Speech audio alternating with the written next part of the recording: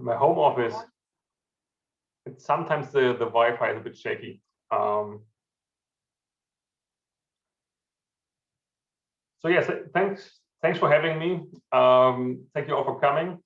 My name is Felix Schuster, and I am the CEO and co-founder of a German startup called Edgeless Systems. And before founding this company, I used to work for Microsoft. I probably was one of the first to work on the topic of confidential computing at Microsoft. And yeah, at one point I decided to quit Microsoft and pursue this on my own together with some friends from uni.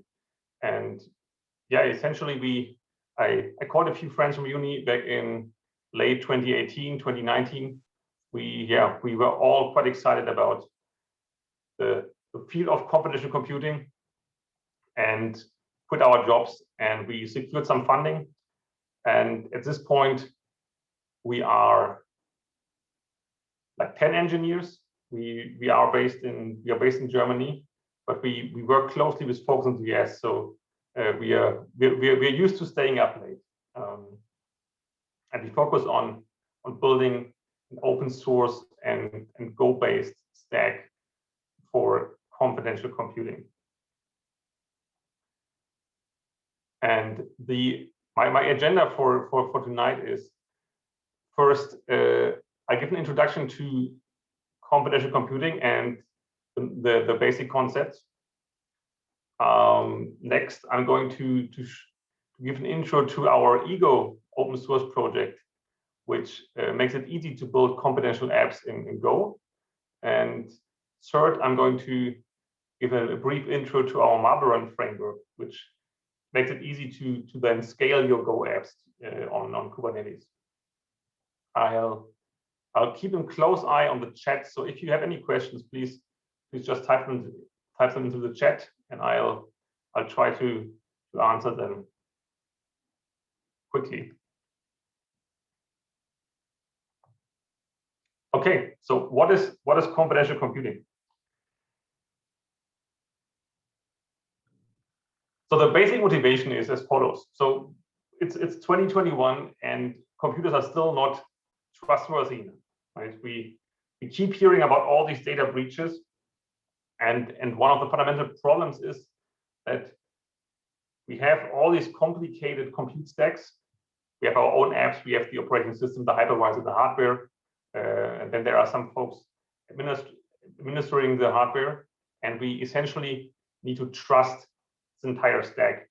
And the stack, of course, can have many vulnerabilities, and there's no good way to verify the absence of vulnerabilities or hackers or malware, especially in the context of the cloud.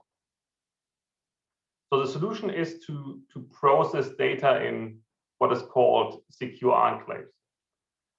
And that's the basic concept of confidential computing. And I'll get to what secure enclaves are in a second. But the topic has sort of evolved from a niche topic back when I started in 2013, when I joined Microsoft.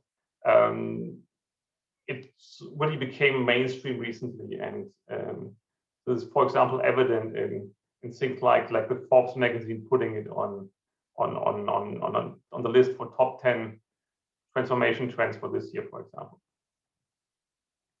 So what is a secure enclave? Secure enclave is created by the processor, and you as a programmer, you can essentially ask the processor to create a secure enclave for you at runtime. It's no big deal. Like the processor has a ton of registers and instructions, and you can just use certain instructions to create a secure enclave, just as you would use certain instructions to create a virtual machine, for instance.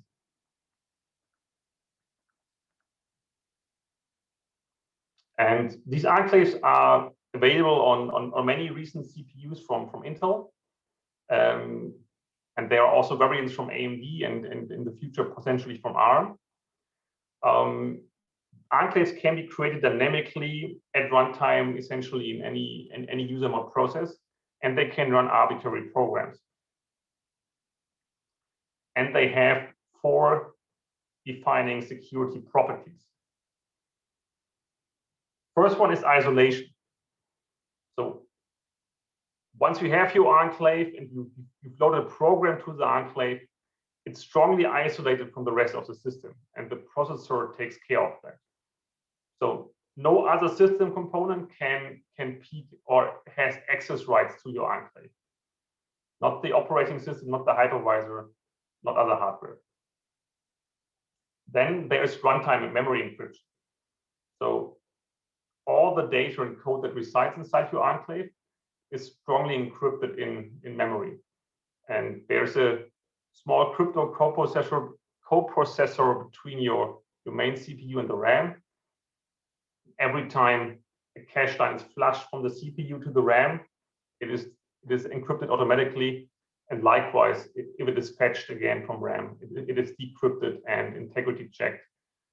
And so one can say that the data never touches RAM in plain text form, and the enclave is sort of processing encrypted data. But of course, right, inside the CPU, inside the registers, at one point, all the data is decrypted, and you have your normal execution. Third defining property is sealing. So your enclave program can, at any point in time, ask the CPU to give it a cryptographic key that is called a sealing key, and that cryptographic key is unique for your software and your CPU. And your software can use, or your enclave software can use that sealing key to persist state to disk securely. And the sealing key is deterministic. So if you reboot and restart your enclave, you will get the same sealing key inside your enclave. And you can then use that to, for example, unseal state from your local untrusted disk. And the fourth, and maybe even the most important feature, is remote attestation. And remote attestation allows an enclave to prove to the outside world that it is indeed running inside an enclave on a real Intel Sdks enabled CPU, and that it has a certain hash, and that it produced certain outputs. And this is really interesting, and it allows for many exciting protocols, and I'll dig into that a bit deeper in a second. So there are 4 hardware implementations that define that have all these 4 defining properties. The most prominent is possibly Intel Sdks that was introduced in 2015. Then there is AMD SEV, which has sort of a different approach, but I'll also get to that in some slides. Apple, the new Apple Silicon, they also have enclaves, and they talked a lot about that in the keynote. And then there's also RISC-V implementation of enclaves. So RISC-V is an open source CPU architecture, and ARM also recently announced that they will have enclaves in their, I think the next generation of CPUs. So you may be wondering about ARM TrustZone, for instance. So ARM TrustZone is an older technology, and ARM TrustZone is typically not considered a computational computing technology because it mostly only gives isolation. So it isolates your certain piece of your software from the rest of the system, but you don't have all the other features. So let's take a closer look at remote attestation, because it is really a neat feature. So it works as follows. First step, when you're loading your enclave with your code and data, the CPU measures what you're loading into the enclave. And measuring here means essentially it hashes your code and data using the SHA-256 algorithm. The next step is at runtime, using a special instruction, the enclave code can request a certificate for some arbitrary data from the CPU. And if the enclave does that, the CPU signs the hash of the measurement from step 1 with the data that the enclave wants to have included in that certificate. And then step 4 is the enclave sends that to a remote party, and the remote party can verify the CPU signature and knows that the data that the enclave produced indeed came from an enclave running on genuine hardware.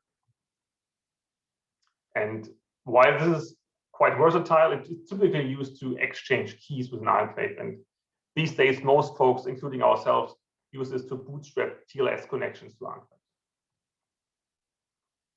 If this was a bit complicated, maybe too technical for you, just think of an enclave as a super secure black box on your system that you can boot up at any given time. You can give it code and data. This black box can produce a proof that is actually running code on data and that produces certain results, and it also can seal state. That's about it. That's what computational computing is all about. Or even simpler, this is sort of a marketing slide. So far, we had encryption at rest, encryption in transit, and now we have encryption during processing, and we have verifiability.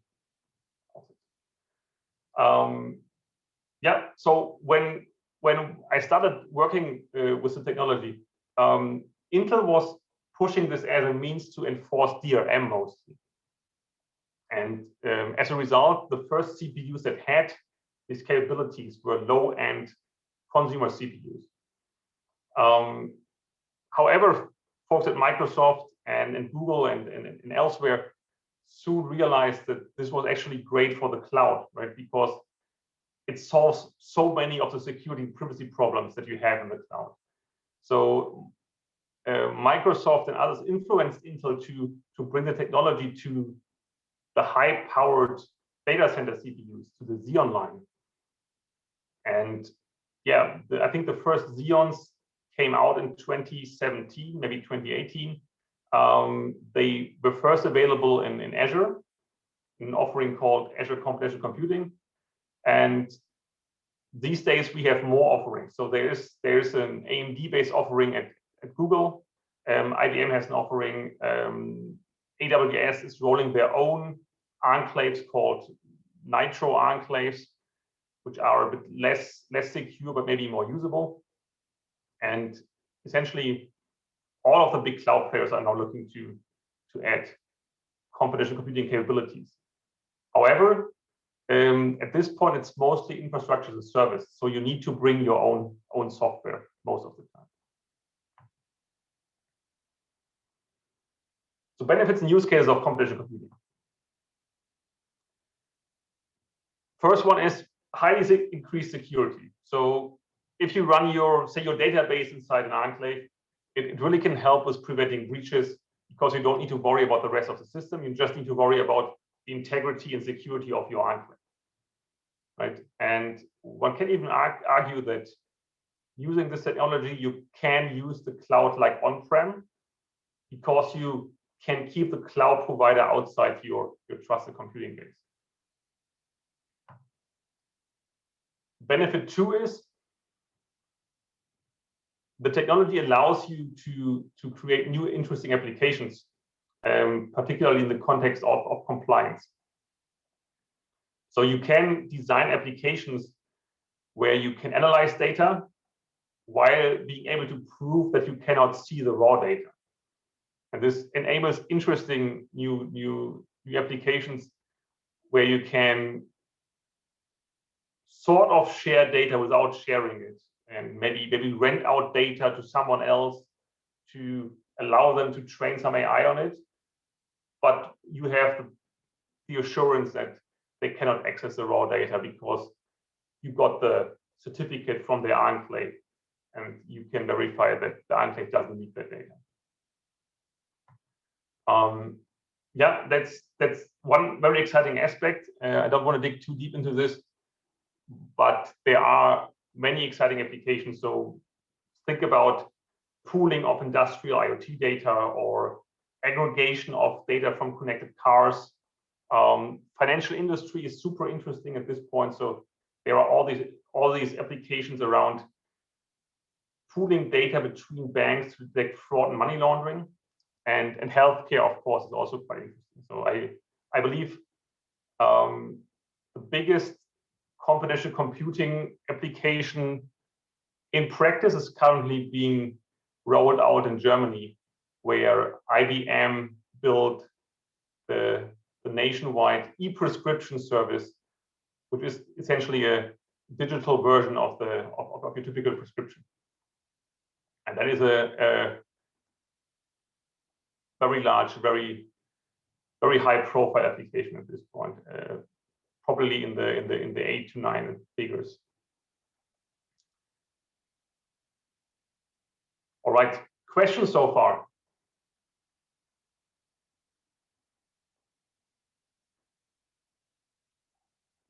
All right, looks good. So flavors of computational computing, just briefly. So initially, what folks did was split their app and put single functions inside enclaves. Essentially, maybe or typical approach would be to move the part that deals with cryptographic keys to the enclave, or maybe the password check. This gives, of course, great security, or can give great security, because you only move some small code part of the enclave, but it can be cumbersome, because you of course need to spend some time thinking about how to split your app, and then you actually need to split your app. What is more popular these days, and what we also follow, is the approach to put entire apps or containers in enclaves. And what is on the horizon and has a different trade-off is putting entire confidential, or putting entire VMs inside your containers, inside your enclaves. And this, of course, gives you a larger trusted computing base, because you're now moving your operating system inside your secure enclave, and that may come with some security vulnerabilities, larger attack surface, but it can also make it simpler to port legacy applications. Yeah, so it's a trade-off, right? Left-hand side, if you just put a single function, you have smaller trusted computing base, smaller attack surface, but you have also less ease of use. Right-hand side, the attack surface is larger, but you have better lift and shift capabilities. And computational functions and computational apps are what people typically do on Intel Sdks, and the newer hardware from AMD SEB and also Intel TDX, which is on the horizon, is about confidential VMs and moving legacy workloads to enclaves. Yeah, and to close this intro to computational computing, here's I believe, almost comprehensive map of open source tooling available to program the enclaves and to orchestrate enclaves and so forth. So I think there are a couple of things that are interesting here. One of them is that Rust is pretty popular in the SGX context. So there are a couple of Rust SDKs. So far, there haven't been a Go SDK. We built one, and I'm going to talk about that in a bit. And also, the DevOps space is rather blank at this point. So there's a tool from our side, which I'm also going to talk about it in a few minutes. And there is one from Alibaba, but that's about it. And essentially, the space is still quite nascent. So none of these projects have great traction. There's great potential, but it's still a pretty small community. And the reason why I'm giving this talk today is that we want to spread the word and have more people use the technology, because it's really easy to use these days and the hardware is widely available. But what's going to be interesting is I'm sure you have heard of the Signal Messenger, which is immensely popular these days, and they are also one of the largest users of the technology at this point in production. So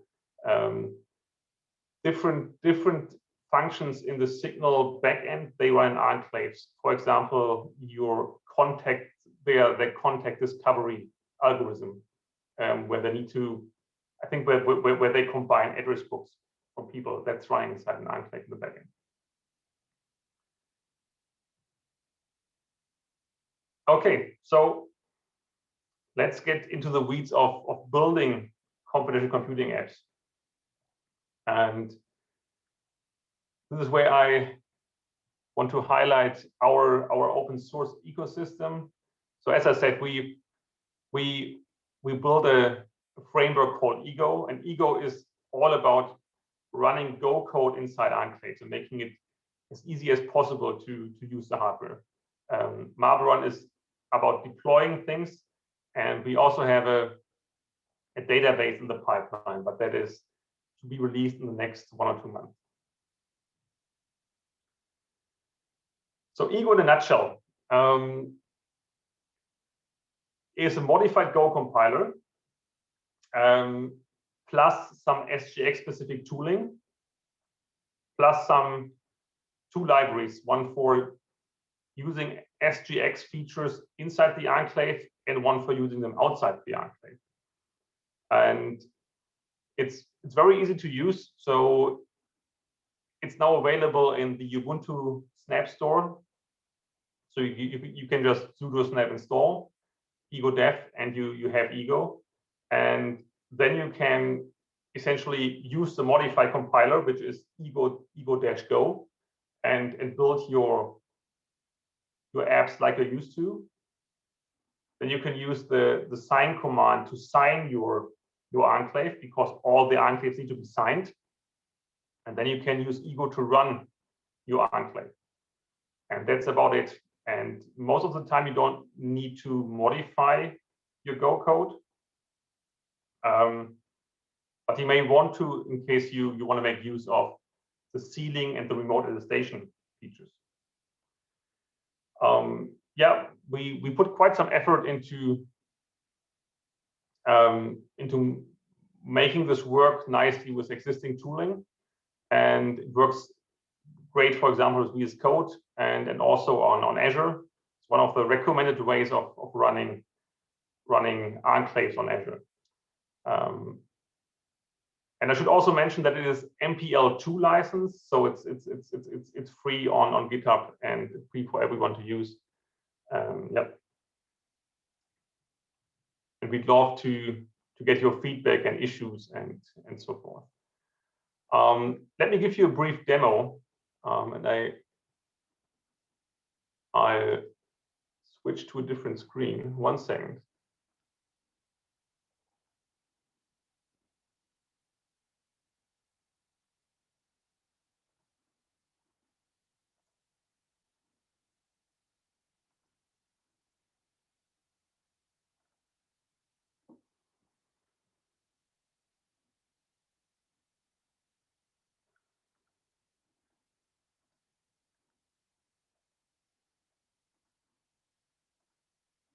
There it is.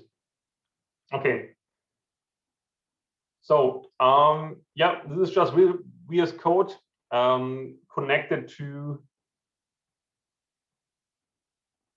an Azure VM that is SGX enabled, and I essentially have a hello world program here, and I just wanted to show you how simple it is, unsurprisingly.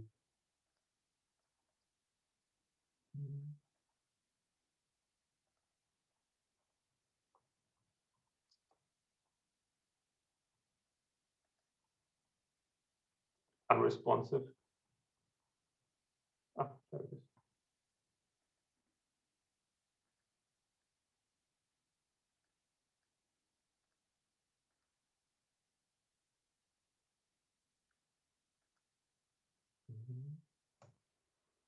Still unresponsive.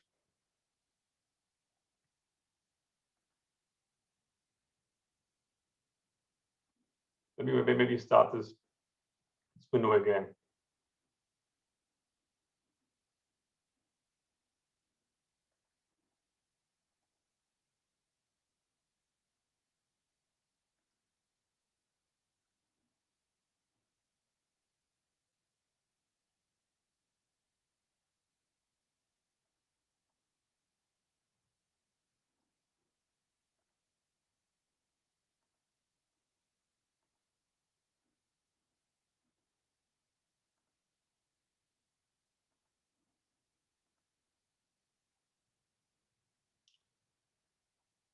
Yeah, that looks good.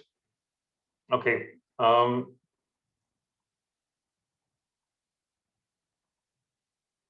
So the simple hello world program. I type ego go build hello.go. It's built the whole thing. What is now interesting maybe is that this is now an enclave, but it can still be run as a normal application. This is kind of useful for debugging. So it will run even on non-SGX enabled hardware. So if I want to now run this inside an enclave, I need to sign it. And in this case, if I just type ego sign, it will create a new private public key pair and signing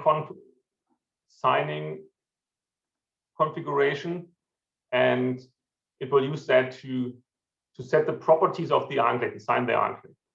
And properties are quite simple. Essentially, you can define the size of the heap in megabytes. You can define if you want to be able to debug the enclave. Of course, debuggable enclaves are not secure, but great for debugging. And you can define product ID security version. That's maybe a bit too deep for this discussion, but you can also define mount points for your local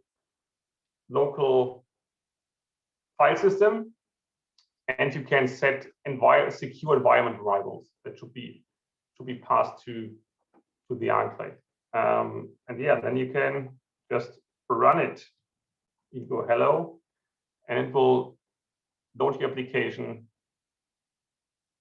And it will take some time to load, but once it has loaded, it will run at almost native speed. Like you will maybe not even see any difference in benchmarks, because CPU is running normal speed inside your enclave.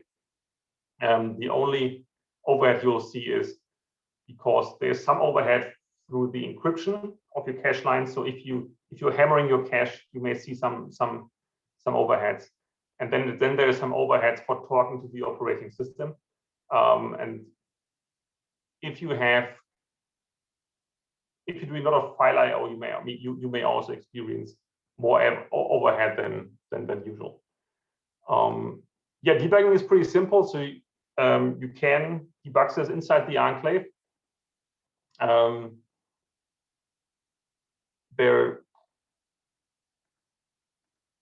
You need to set some configuration, but it's all described in the documentation on ego.dev.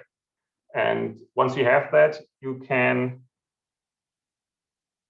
start your enclave, and you get some gibberish here. But yeah, you can then use the debugger as normal and step through your enclave code and do whatever you like.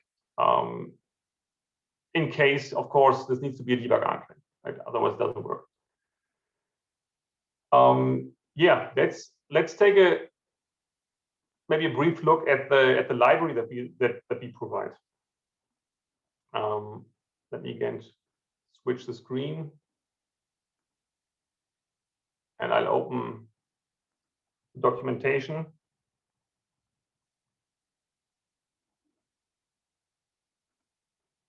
Docs library.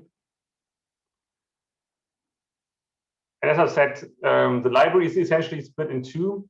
There's an enclave library and there's a client library. There's also a crypto library for some crypto stuff, but the most important parts are enclave and client, e-client. And essentially what we provide in the enclave library are basic functions to use sealing and remote attestation. So if you want to get your sealing key, all you have to do is call the get seal key or get product seal key function, and you'll get your sealing key in the form of a byte array. You can then use that with your favorite crypto library. It's as simple as that. What is maybe interesting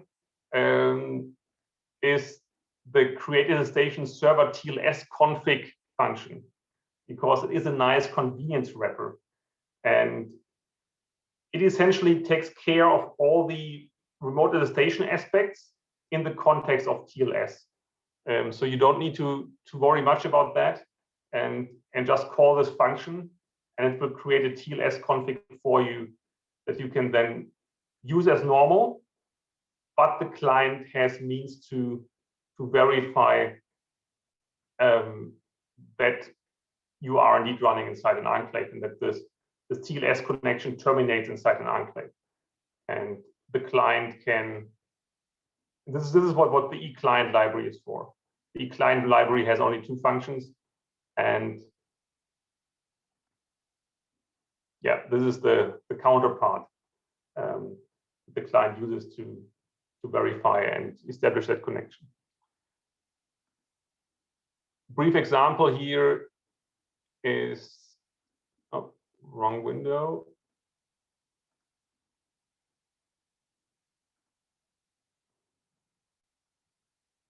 If I go into this guy here, this is essentially a hello world HTTPS server, and you can find that as well in the example section on ego.dev.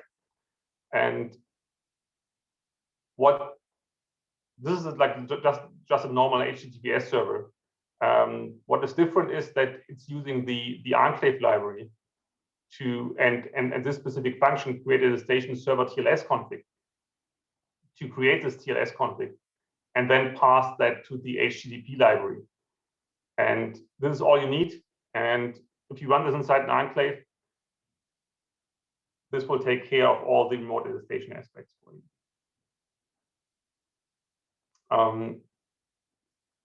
Maybe another interesting demo is a more complex app. So you guys may be aware of Hashicorp Vault, a super popular app for managing secrets, and this also runs nicely with Ego, and essentially all applications run nicely with Ego if they are pure Go. But C Go and C dependencies also work.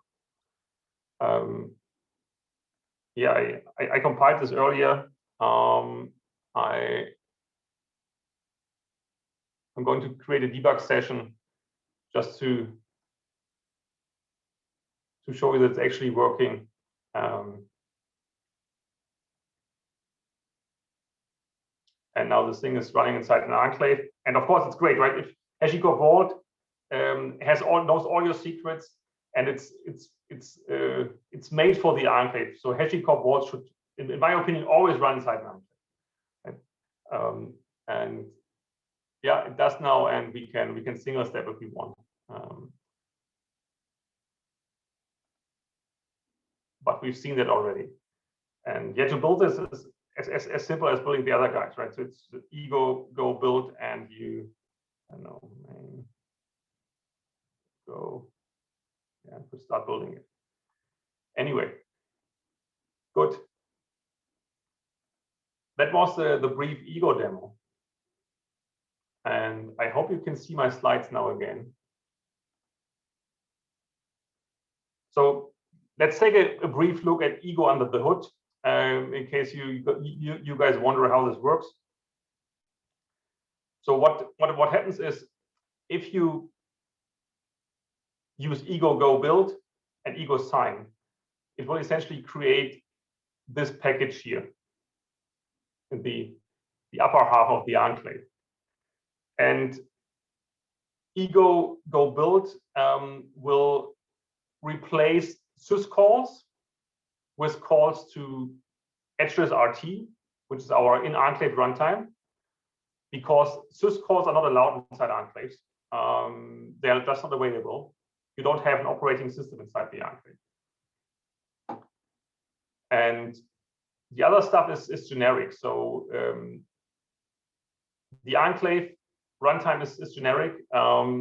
And we also have a host application that is generic, but that is all wrapped inside the Ego run command.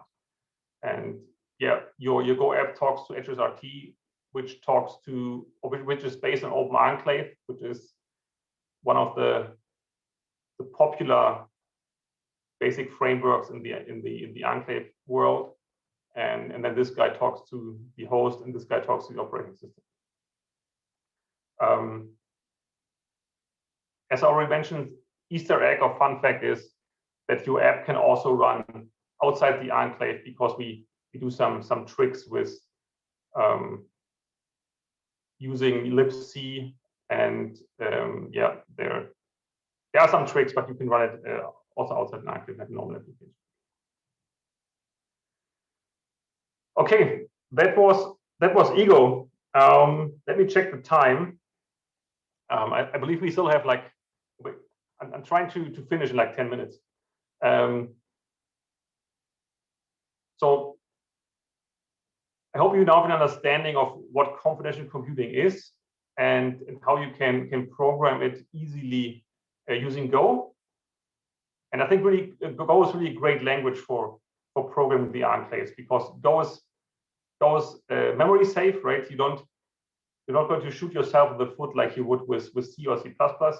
It's not as complicated as Rust, and also the Go threading model really is a great fit for the enclave, because Go really has a nice built-in thread scheduler, and that is great for the enclave because Go can manage many of the threading stuff by itself, and it doesn't need to call out to the operating system and ask for help. And because call outs to the operating system can be expensive, and by design, Go really has a low overhead and well-suited environment, well-suited architecture for the enclave context. Yeah, and the reason why we were so keen to bring Go to the enclave was because we really wanted to use the cloud native tooling in conjunction with confidential computing concepts. And yeah, this is how Marble Run came to be. So Marble Run is about deploying and scaling confidential apps on Kubernetes. And let's start with an example. Why do we need a special software or special framework to scale apps on Kubernetes? There may be a question. Let me check. Not sure.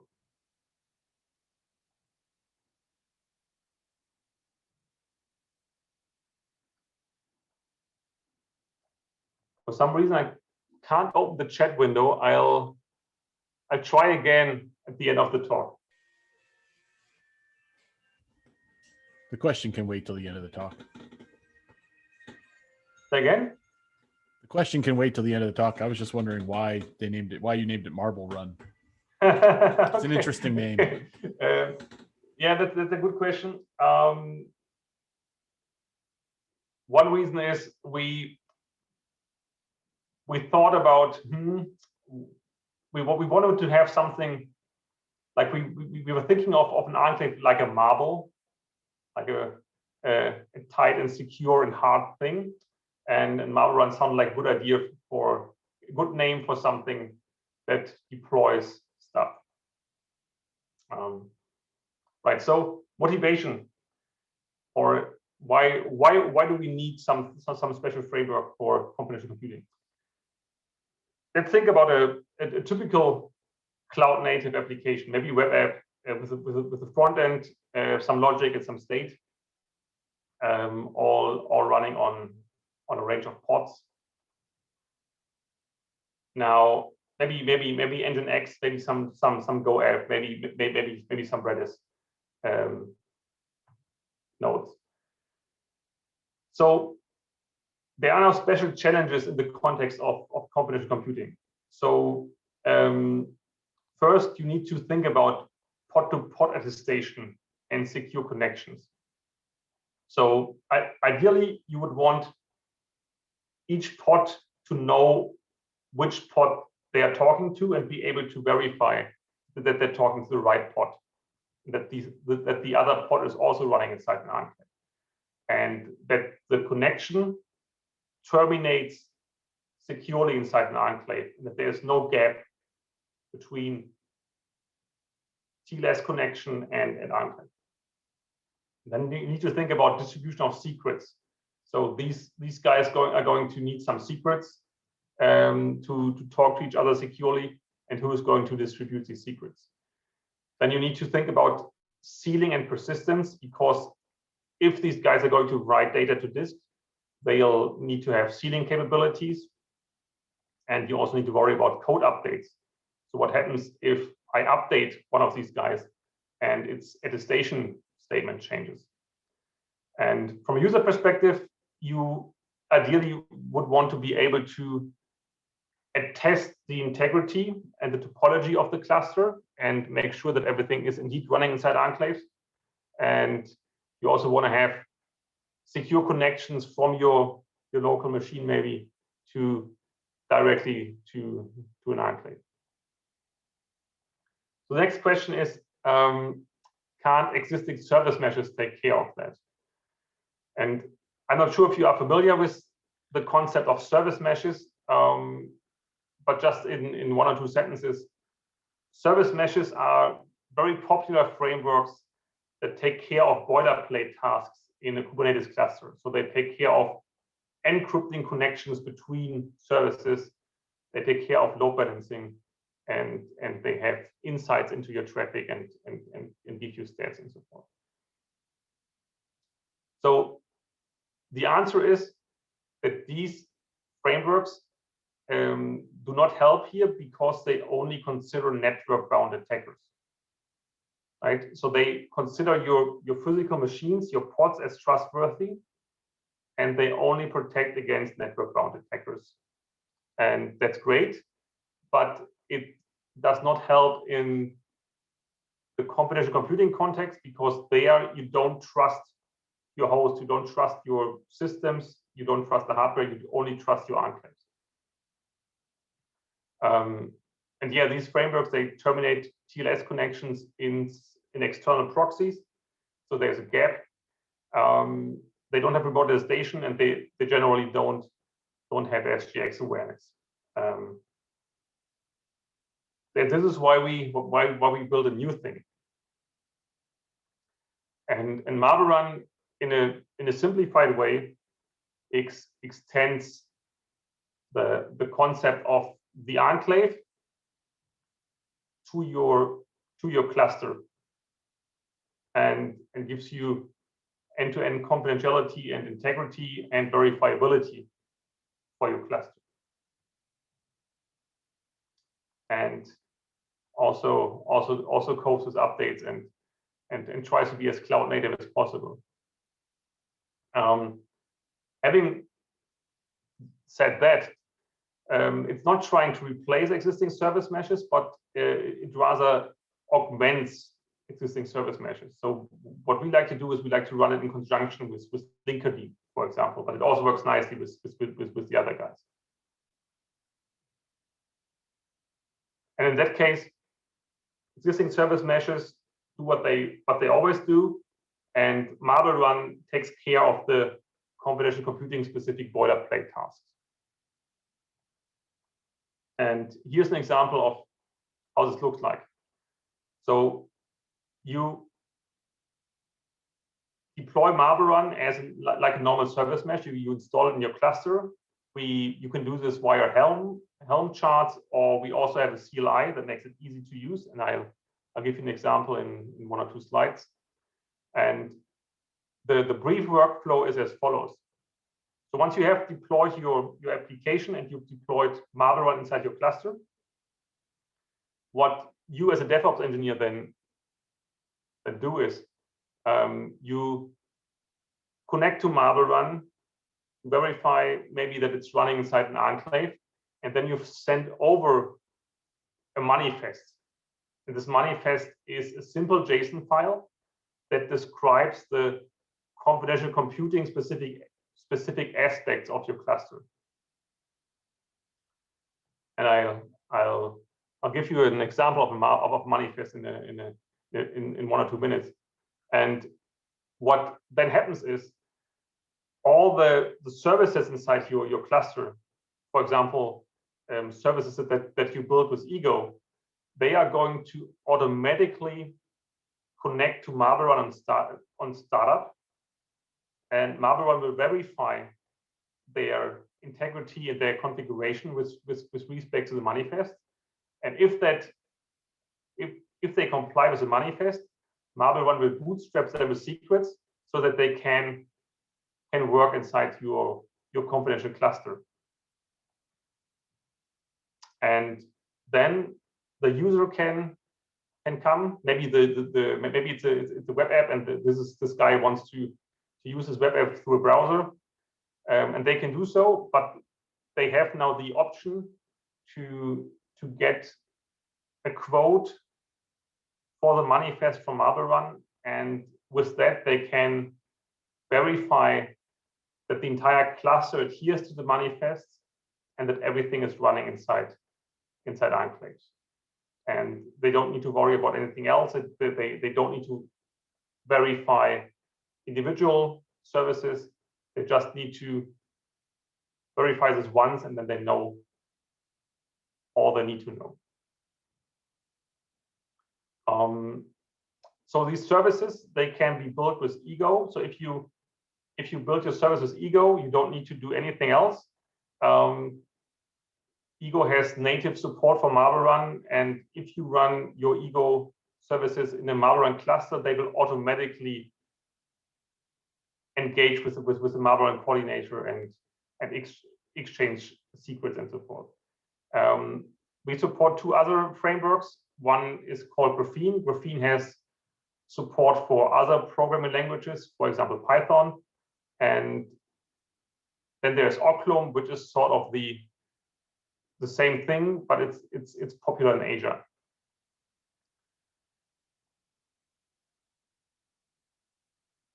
Yeah, and in essence, it's very easy to use. So first step is you as a DevOps engineer, you define your Kubernetes resource spec as you normally would, like your YAML file, where you define all the services that you want to have. Then you define the manifest. Then you install Marble Run in your cluster. If you have the CLI, it's just about two words, Marble Run install. Then once you have Marble Run installed, it exposes a REST API, which you can query to get its certificates and its quote and so forth. And you can also use that then to set the manifest, and the CLI also makes it simple. And then you deploy it, and deployment also is quite straightforward. Likewise for the user can use REST API or they can use the CLI, and they download the manifest, they verify it, and then they obtain the root CA for the cluster, and then they can securely talk to the cluster. Benefits are the DevOps engineer doesn't need to worry much about CC, can use existing tooling and so forth, and essentially only needs to create this. manifest, and the user knows that everything runs in enclaves, knows that everything is always encrypted, can infer the cluster topology and the cluster's identity is also defined. So brief demo. Let me show you so this is a demo that is popular in the cloud native space. It is I think this originally was a demo for Linkerd, and it's a silly scalable web app that allows you to vote on your favorite emojis, and it's composed out of 3 services: a web front end, emoji service, and the voting service. The emoji service has all the logic. The voting service knows all the data, and yeah, that's it. And this is the manifest that we created for this web app. And the manifest always has this packages section, and here you define your enclaves. The enclave that you allow inside your cluster. And this essentially corresponds to what we've seen earlier in the configuration for your enclaves.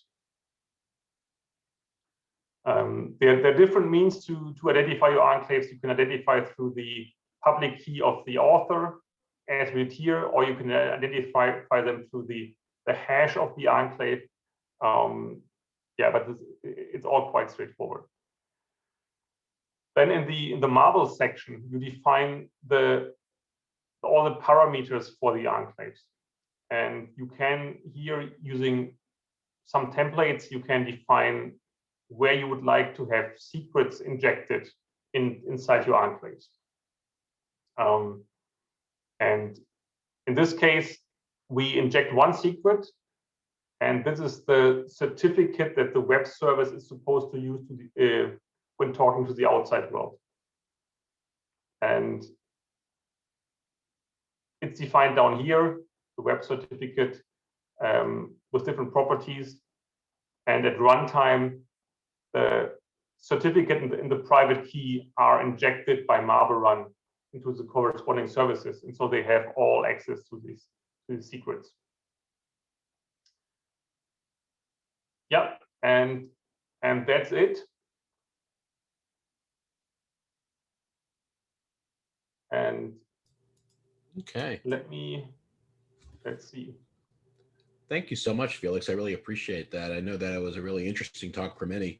I think I saw a couple of other questions in the chat a little bit earlier, but does anyone have any questions?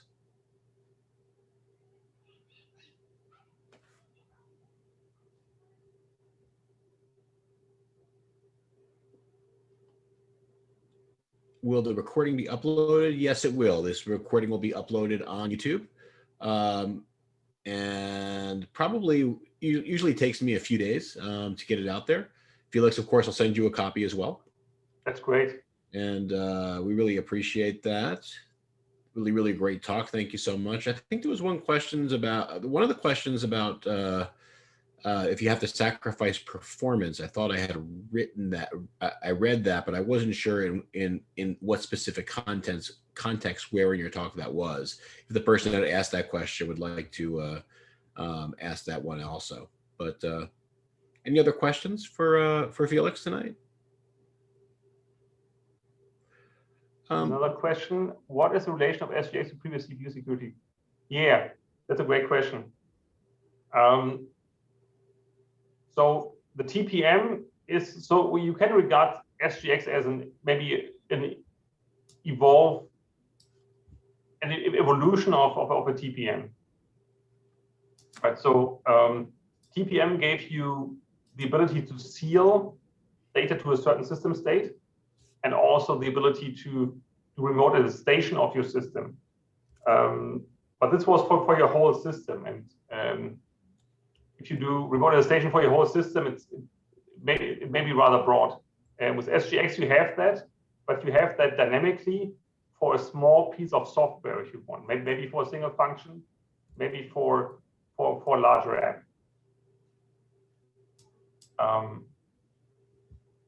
Yeah, and in the meanwhile, I just posted a link to the chat. This is the cluster for the demo, and feel free to try that out. You will get a certificate error because you won't have the right CA installed, but you will be talking to a web app that's running inside SGX on Azure in a Kubernetes cluster. Great. Anybody else?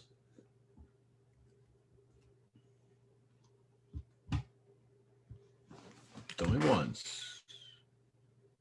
Going twice. Okay. Awesome. Well, thank you so much, Felix. I'm curious, how did you get it? Tell us how you got into confidential computing. What was it for you that made this a focus? Yeah, that was kind of by accident. I think I read about it, and I told my colleagues about it, and we got excited about it, and then we started building something for it. Yeah, that's interesting. A lot of times, the things that interest us the most we get into by accident, huh? Yeah. That's great. Well, awesome. We will. Let me see here. Let's see here. Question: where do you see confidential computing in 5 years from now? How do you think it's going to transform? Yeah, so depending on who you talk to, like folks at the hyperscalers, they will tell you that their whole cloud will be confidential in 5 years. And I think we're seeing the beginning of that now, and I believe that we'll see some portion of applications running on SGX, like high security applications, or maybe things that people write from scratch. For example, like the signal backend, and then we'll see a larger part where folks will use the confidential VMs to lift and shift legacy workloads. That's my prediction. Great. Awesome. Anybody else? Okay. Let's see here. Well, again, thank you so much again, Felix. What time is it where you are right now? You're in Germany, right? Yes. So, yeah.